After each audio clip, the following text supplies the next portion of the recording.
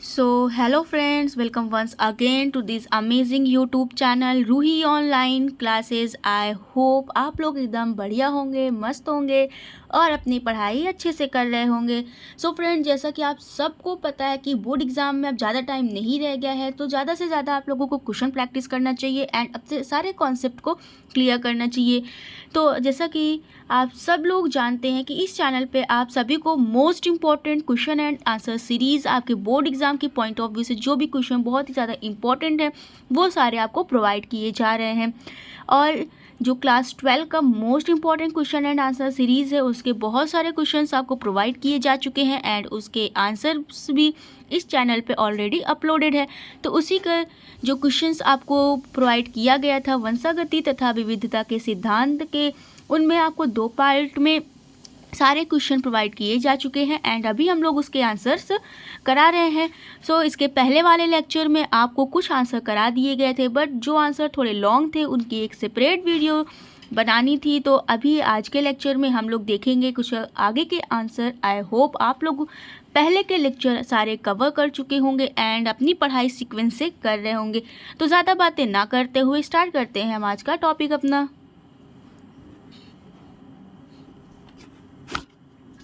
So friends, जो आप लोगों को क्वेश्चन प्रोवाइड किया गया था उसमें ऑलमोस्ट 10 क्वेश्चन प्रोवाइड किए गए थे, जिनमें से बाकी क्वेश्चंस आपको करा दिए गए हैं इनके पहले वाले लेक्चर में। तो अभी तक अब आप लोगों ने उन क्वेश्चंस को या फिर उन आंसर्स को अटेम्प्ट नहीं किया है, तो आई होप कि आप लोग पहले जाके उसको अच्छे से कवर कर लें। तो हमारा जो प्रश्न 9 रहा होगा अपूर्ण प्रभाविता के बारे में। सो आज के लेक्चर में हम बात करेंगे अपूर्ण प्रभाविता क्या होती है, उसकी परिभाषा क्या होती है, उसमें किसका संकरण कराया गया था और उसका उत्पादन लास्ट में क्या बनता है। तो हम लोग स्टार्टिंग से पूरा शुरू करते हैं। सबसे पहले इसकी परिभाषा देखेंगे या फिर इसमें देखेंगे कि अपूर्ण प्रभाविता में एग्जैक्टली होता क्या है। अगर आपको अपने एग्जाम में लिखना होगा तो आप उसे कैसे लिख सकते हैं। सो आपको स्क्रीन पे दिख रहा होगा कि अपूर्ण प्रभाविता के बारे में, और इसी तरह आप सेम अपने एग्जाम में लिख सकते हैं। इसमें बताया जा रहा है जब 2 विपरीत लक्षणों वाले पौधों का संकरण कराया जाता है तो संतति में मध्यवर्ती लक्षण प्रकट होता है, अर्थात 2 विपरीत लक्षणों में से कोई भी पूर्ण रूप से प्रभावी नहीं होता है और दोनों लक्षण स्वयं को प्रदर्शित करते हैं।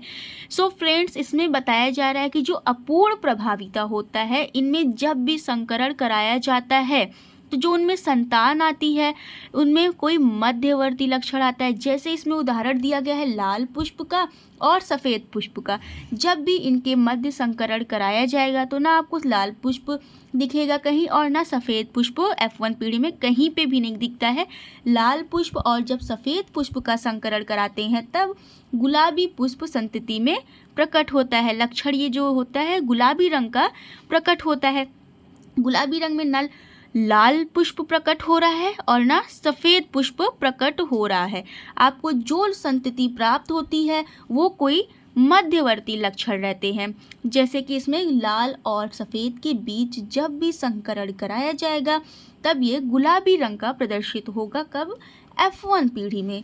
उसके बाद F1 पीढ़ी में जो आपको संतति प्राप्त हुई है गुलाबी रंग या फिर गुलाबी पुष्प जो भी प्राप्त हुई है कैपिटल R स्मॉल r से डिनोट करते हैं, लाल पुष्प को कैपिटल R से डिनोट करते हैं और सफ़ेद पुष्प को स्मॉल r से।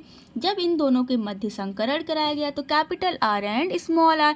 संकरण कराने के लिए ये कैपिटल R है, इसको स्मॉल r से कराएंगे, फिर इस कैपिटल R को दूसरे वाले स्मॉल से कराएंगे। इसी तरह आपको 4 बार संकरण कराना रहता है।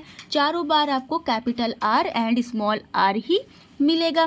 आगे F2 पीढ़ी देखेंगे। F1 पीढ़ी के बाद अब हम लोग जब F2 पीढ़ी देखेंगे इसमें तो आपको जो संतति प्राप्त हुई थी F1 पीढ़ी में उसी का अब स्वपरागण करा दिया जाता है।